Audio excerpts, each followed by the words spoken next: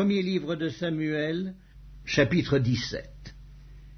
Les Philistins réunirent leurs armées pour faire la guerre, et ils se rassemblèrent à Soko, qui appartient à Juda.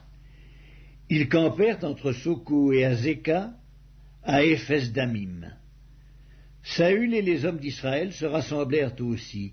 Ils campèrent dans la vallée des Térébintes, et ils se mirent en ordre de bataille contre les Philistins.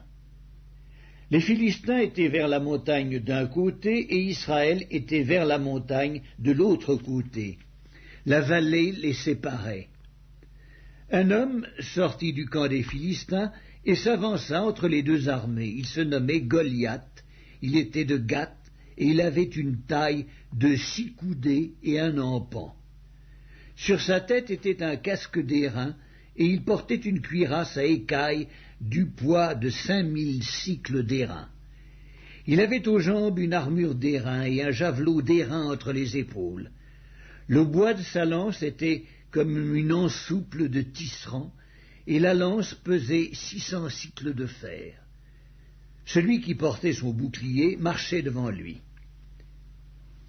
Le Philistin s'arrêta, et s'adressant aux troupes d'Israël rangées en bataille, il leur cria « Pourquoi sortez-vous pour vous ranger en bataille?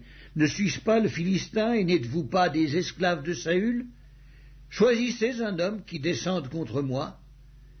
S'il peut me battre et qu'il me tue, nous vous serons assujettis, mais si je me l'emporte sur lui et que je le tue, vous nous serez assujettis et vous nous servirez. » Le Philistin dit encore « Je jette en ce jour un défi à l'armée d'Israël.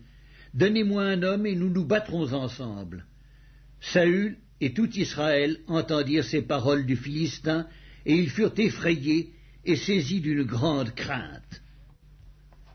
Or David était fils de cet Éphratien de Bethléem de Juda, nommé Isaïe, qui avait 8 fils, et qui, du temps de Saül, était vieux, avancé en âge.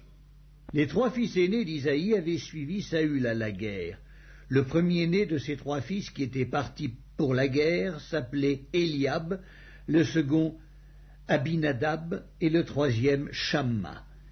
David était le plus jeune, et lorsque les 3 aînés eurent suivi Saül, David s'en alla de chez Saül et revint à Bethléem pour faire paître les brebis de son père. Le Philistin s'avançait matin et soir, et il se présenta pendant 40 jours. Isaïe dit à David, son fils, « Prends pour tes frères cet épha de grains rôtis et ces 10 pains, et cours au camp vers tes frères. Porte aussi ces 10 fromages aux chefs de leurs milliers.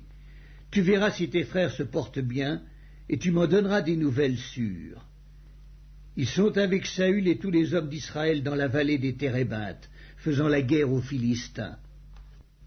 David se leva de bon matin. Il laissa les brebis à un gardien, prit sa charge et partit, comme Isaïe le lui avait demandé. Lorsqu'il arriva au camp, l'armée était en marche pour se ranger en bataille et poussait des cris de guerre. Israël et les Philistins se formèrent en bataille, armée contre armée.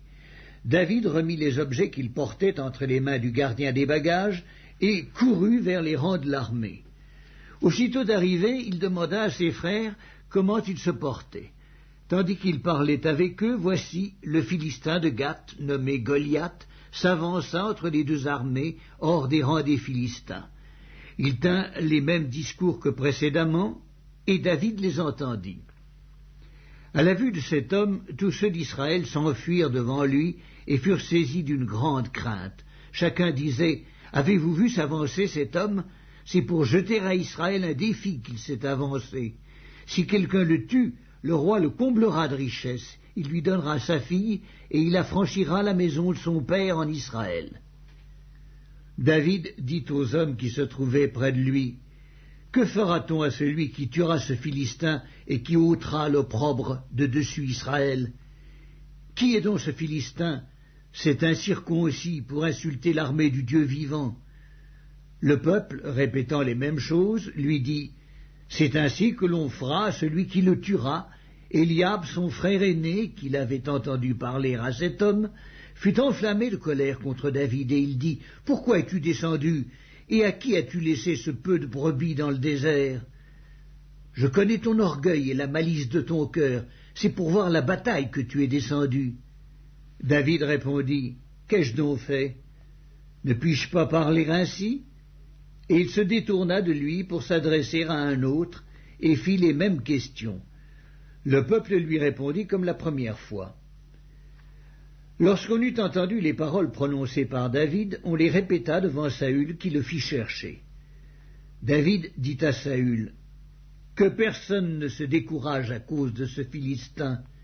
Ton serviteur ira se battre avec lui. » Saül dit à David, « Tu ne peux pas aller te battre avec ce Philistin, car tu es un enfant, et il est un homme de guerre dès sa jeunesse. » David dit à Saül, « Ton serviteur faisait paître les brebis de son père, et quand un lion ou un ours venait en enlever une du troupeau, je courais auprès de lui, je le frappais, et j'arrachais la brebis de sa gueule.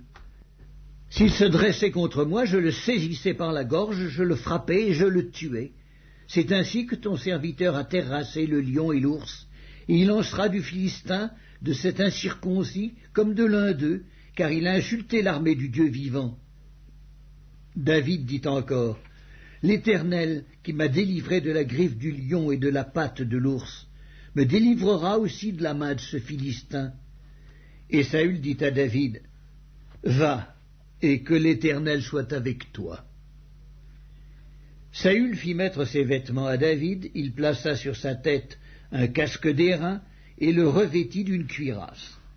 David ceignit l'épée de Saül par-dessus ses habits et voulut marcher car il n'avait pas encore essayé. Mais il dit à Saül, « Je ne puis pas marcher avec cette armure, je n'y suis pas accoutumé, » et il s'en débarrassa. Il prit en main son bâton, choisit dans le torrent 5 pierres polies, et les mit dans sa gibecière de berger et dans sa poche. Puis, sa fronde à la main, il s'avança contre le Philistin.